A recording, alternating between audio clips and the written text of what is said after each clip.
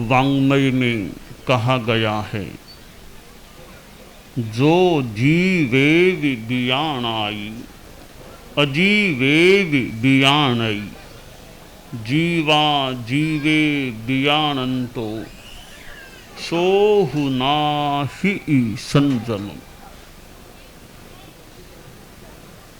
हमारे जीवन में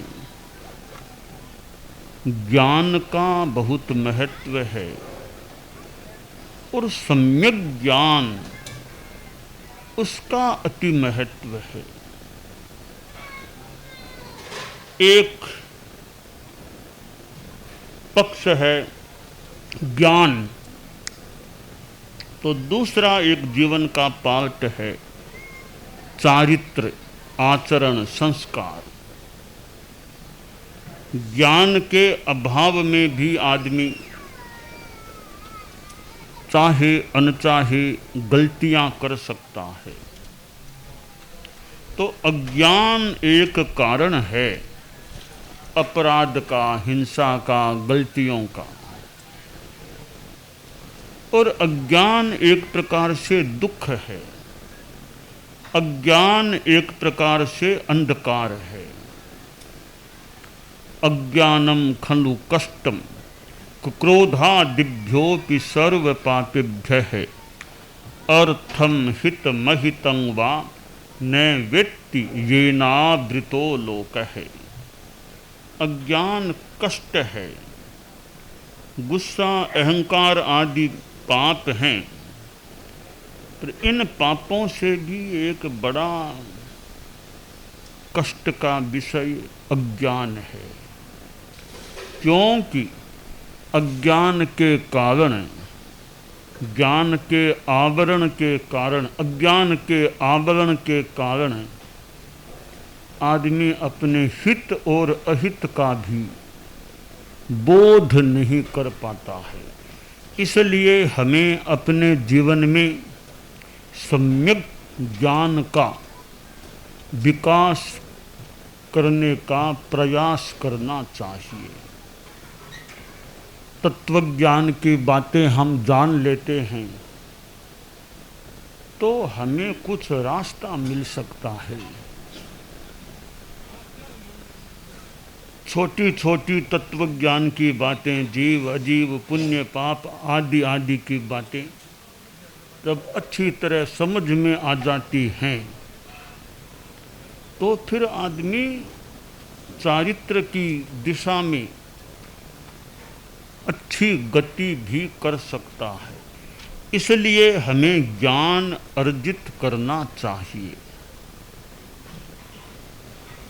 छोटा शिष्य गुरु के आसपास रहा करता था। एक दिन गुरु ने कहा कि कुछ पढ़ा करो, अध्ययन किया करो, स्वाध्याय किया करो, शास्त्राभ्यास, शास्त्रों का अभ्यास, स्वाध्याय किया करो, ज्ञान अर्जित करो। तो वह छोटा साधु था, बोला गुरुदेव मुझे पढ़ने की क्या जरूरत है, आप जैसे ज्ञानी पुरुषों के सानिध्य में रह रहा हूँ और आप जैसे गुरुदेव के सानिध्य में रहूँगा तो आप बहुत ज्ञानी हैं, मुझे कोई शंका जिज्ञासा होगी तो आपसे सीधा पूछ लूँगा। मैं क्यों इतने ग्रंथों का आलोडन विलोडन पारायण करने में समय लगाऊं, श्रम करूं। बस मेरे तो ग्रंथ सारे आप ही हैं, महाग्रंथागार मेरे लिए आप ही हैं। कोई जिज्ञासा होगी तो आपको पूछ सकता हूं मैं तो मैं। और ज्ञान, नॉलेज के साथ करेक्टर, अच्छे संस्कार वे बच्चों में आएं, ऐसा भी शिक्षा संस्थान के द्वारा प्रयास होता रहे तो बच्चों का भी अच्छा निर्माण हो सकता है। तो हम अपने जीवन में सम्यक ज्ञान का, तत्वज्ञान का, तत्वबोध का यथासंभव विकास करें, यह काम्य है। गुरु ने सोचा छोटा बच्चा साधु है, अभी तक यह बात को पकड़ नहीं पा रहा है, रुचि नहीं जाग रही है इसमें कि पढ़ना चाहिए, चंचल है थोड़ा। सोचा इसको कैसे इसके मन में रुचि पैदा हो जाए अध्ययन की, स्वाध्याय की। तब गुरु ने कहा एक कहानी सुनाऊं? कहानी? हाँ गुरुदेव, कहानी फरमाओ, कहानी सुननी है। कहानी का बड़ा रसिक था वह छोटा साधु, निकट आके बैठ गया कि गुरुदेव कहानी सुनाओ, कहानी सुनाओ। देख सुन, कहानी सुन। एक ब्राह्मण था, पुराने जमाने की बात, एक ब्राह्मण था, उसके 8 बेटे थे। 8 बेटों की ब्राह्मण ने शादियां कर दी, 8 बहुएं घर में हो गई, और बेटों की मां भी थी। कुछ उम्र भी आ गई थी ब्राह्मण को, तो वो आंखों पर आवरण आ गया, मोतिया बिंद ऐसा जो आवरण आ गया, थोड़ा दिखना कम हो गया। तो लड़के बोले पिताश्री आपका आंखों का ऑपरेशन करवा दें क्योंकि ये आवरण आ गया है। डॉक्टर साहब से हमने बात की है, तो डॉक्टर साहब ने कहा ये आवरण आ गया तो ऑपरेशन कराना आवश्यक है ताकि दृष्टि साफ रहे। तो हम आपका हॉस्पिटल में थोड़ी देर की बात है, भर्ती करा के ऑपरेशन करा देते हैं। वह ब्राह्मण बोला कि नहीं पुत्रों, मुझे अब जरूरत नहीं है ऑपरेशन की, कि पिताजी आंखें सुरक्षित हो जाएगी, अच्छा दिखता रहेगा। कि बेटा अब क्या देखना है, इतनी उम्र तो आ ही गई है। फिर तुम 8 बेटे मेरे सुविनीत बेटे हो, 8 मेरी बहू में भी बहुत विनीत है, तुम्हारी माँ भी बहुत है ही विनीत।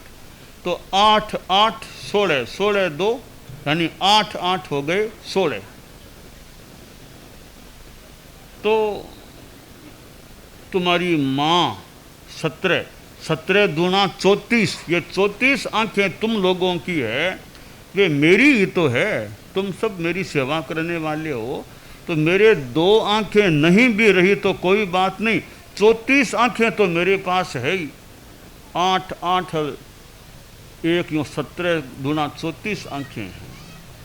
इन 34 आंखों के होते इन 2 आंखों के न होने से क्या खास बात है। बड़ा बेटा बोला पिताश्री हम हैं, परंतु खुद की आंखें खुद की होती है, पराई आंखें पराई होती है। दूसरे की आंखें दूसरे की है, खुद की आंखें खुद की है। तो मौके पर खुद की आंखें काम आती है, दूसरों के भरोसे इतना नहीं रहना चाहिए।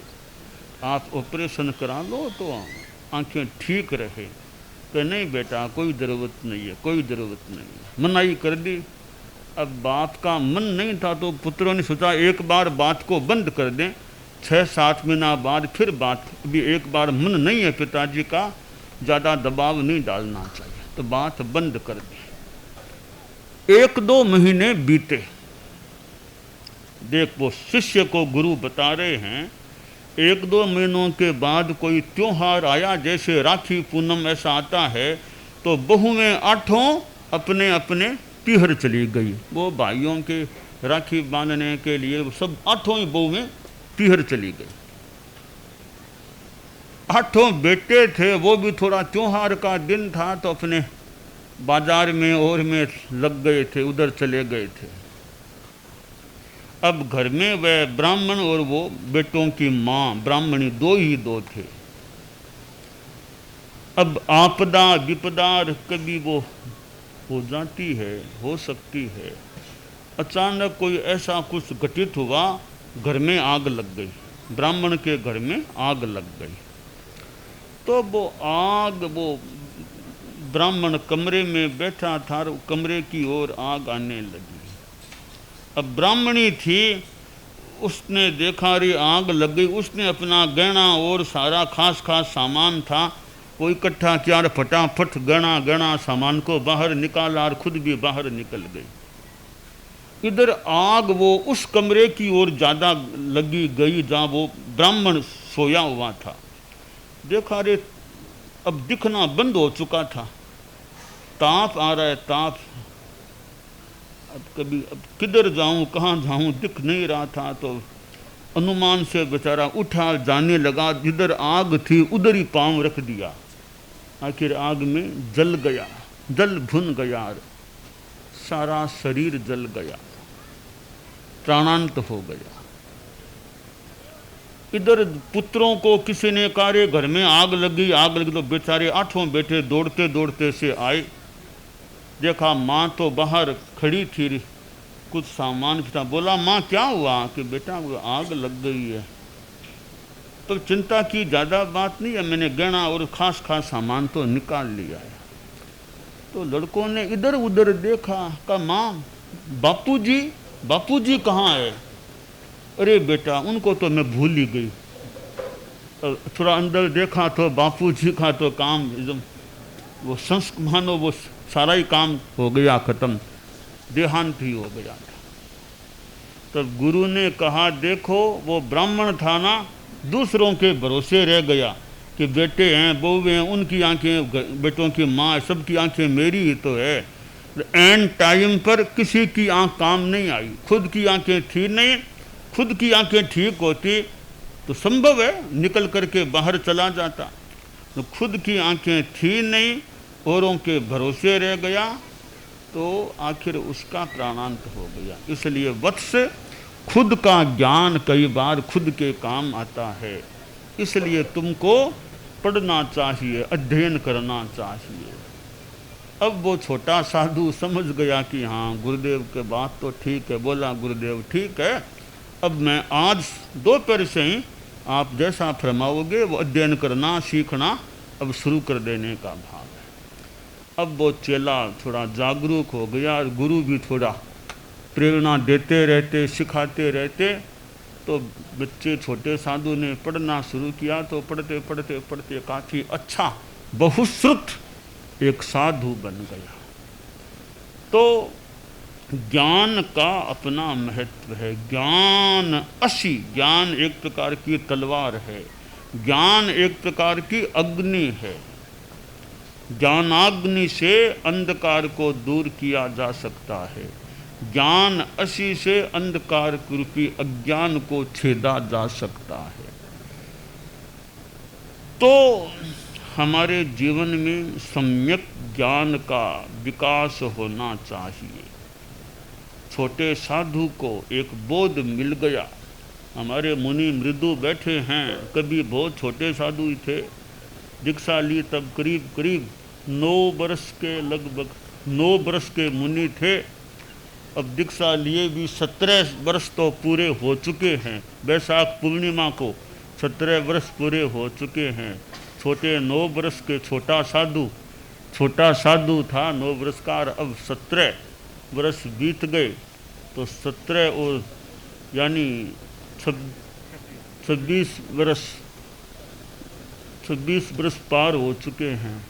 तो मुनि मृदु कुमार भी तब तो छोटे ही, बहुत छोटे, अब तो युवा साधु हैं, पर वो अध्ययन का और का, जैसे गुरु ने कहा ना छोटे साधु को, ज्ञान खुद का ज्ञान काम आता है। अपनी जो प्रतिभा हो ऐसे तो ज्ञान है ही मान ले, और अच्छा ज्ञान का विकास हो जाए।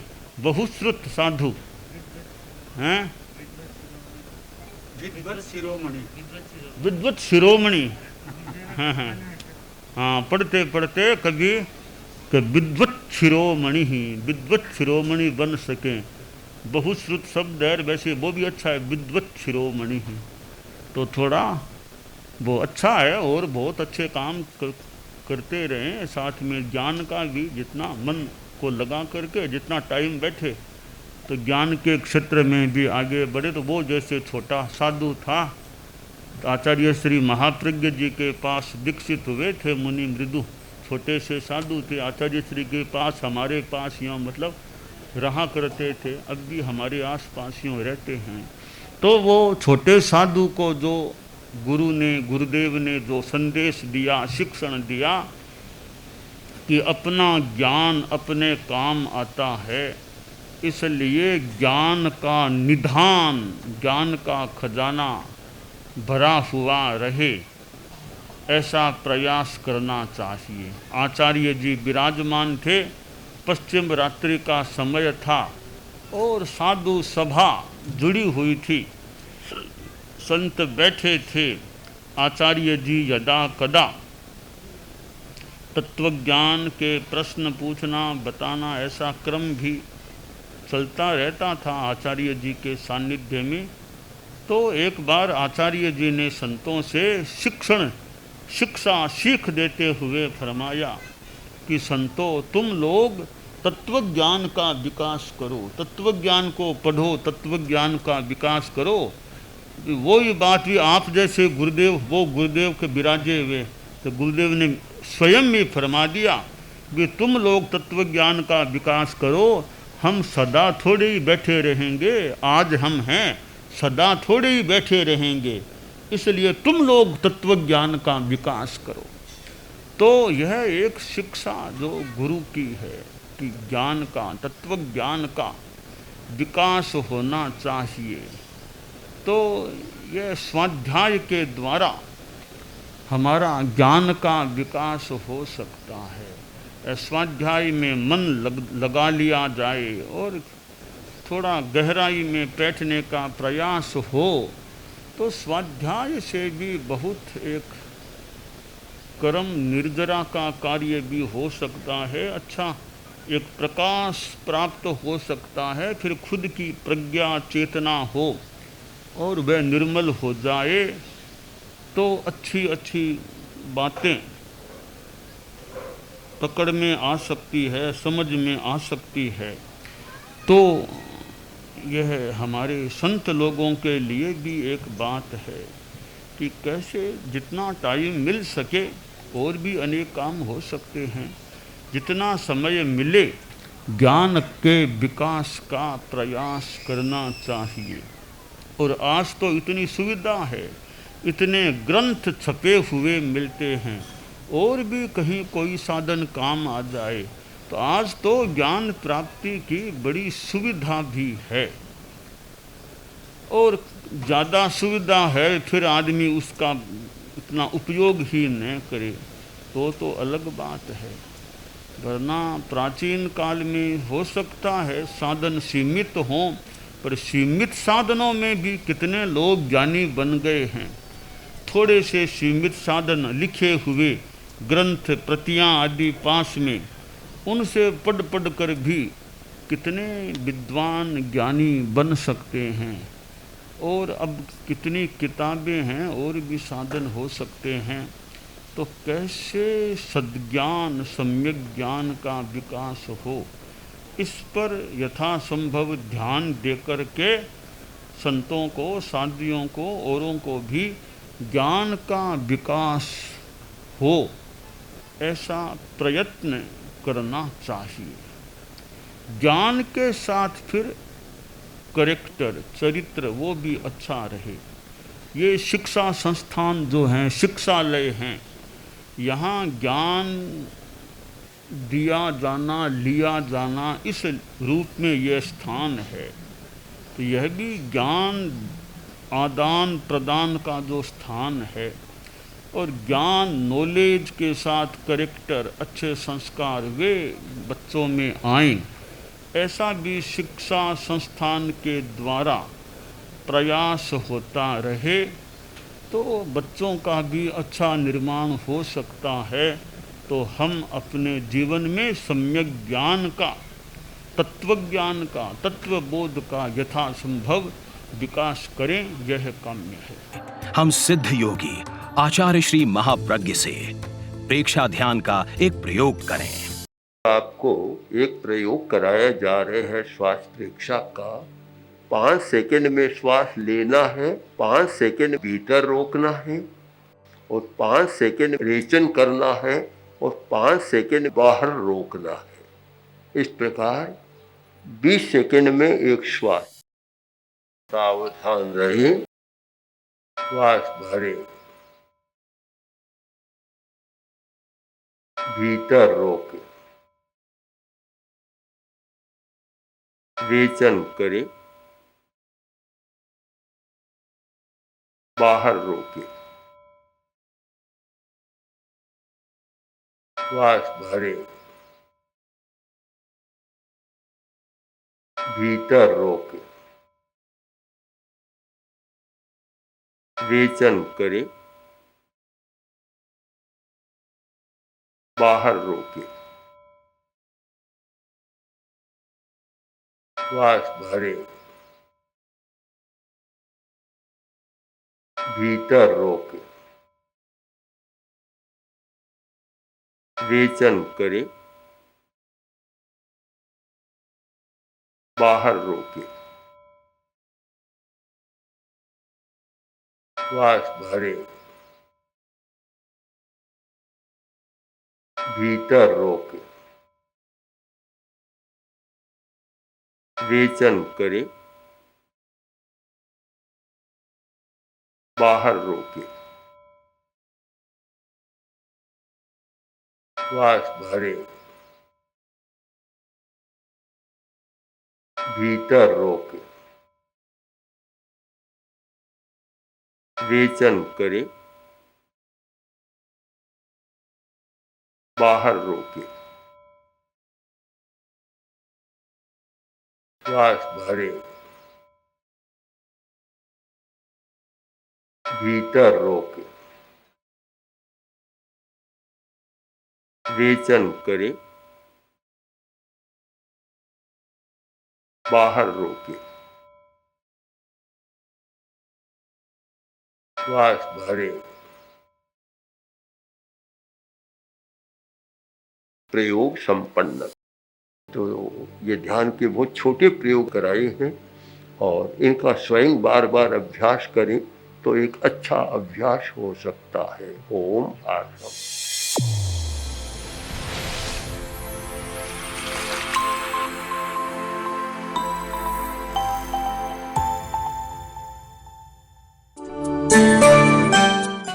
एकाग्रता, तन्मयता, अपने आप को मंगलमय अनुभव करते हुए नमो अरहंताणम, नमो सिद्धाणम, नमो आयरियाणम, नमो उवज्झायाणम, नमो लोए सब्बसाहूणम, एसो पंचणमुक्कारो सब्ब पावपणासनो, मंगलाणं च सब्बेसिं पढ़मं हवइ मंगलम।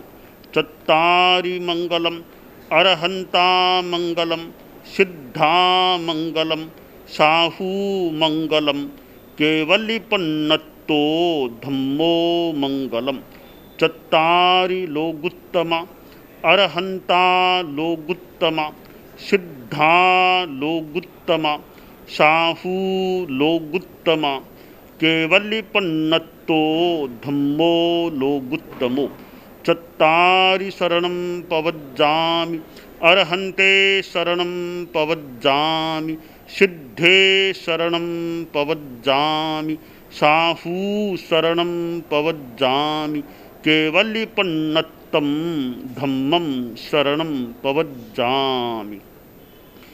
धम्मो मंगलमुक्किट्ठम्, अहिंसा संजमो तवो, देवावितं नमंसन्ति जस्य धम्मे सयामणो।